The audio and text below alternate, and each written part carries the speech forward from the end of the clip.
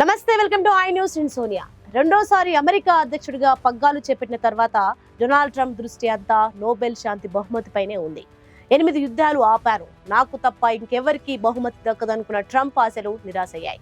2025 Nobel శాంతి బహుమతి Venezuela ప్రతిపక్ష నాయకురాలు మచాడోను వరించింది. కానీ మొత్తానికి కొంచెం ఆలస్యమైన 2025లోనే ట్రంప్ కు ఓ తీపి కబురు దక్కింది. ఆ తీపి కబురేంటో, ఆ అవార్డు ప్రకటన వెనుక ఉన్న దుమారం ఏంటో చూద్దాం.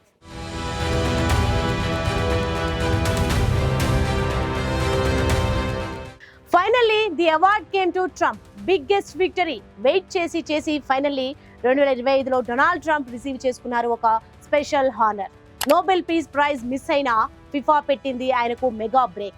Federation international de football association అంటే FIFA ఈ ఇయర్ నుంచే కొత్తగా పీస్ ప్రైజ్ ఇవ్వాలని డిసైడ్ అయింది. గ్లోబల్ పీస్ కోసం అసాధారణమైన చర్యలు తీసుకున్న వారికి ఈ అవార్డు ఇవ్వాలని ప్లాన్. నవంబర్ 5న ఈ అనౌన్స్మెంట్ వచ్చింది. అండ్ గెస్ వాట్, ఆ ఫస్ట్ ఎడిషన్ ప్రైజ్ ఎవరికంటే ఇంకెవరికి, డొనాల్డ్ ట్రంప్ కే.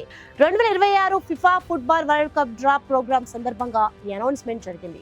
వాషింగ్టన్ డీసీలోని కెనడీ సెంటర్ లో జరిగిన ఈ ఈవెంట్ కు Trump special guest FIFA president Giani Infantino స్వయంగా అనౌన్స్ చేశారు.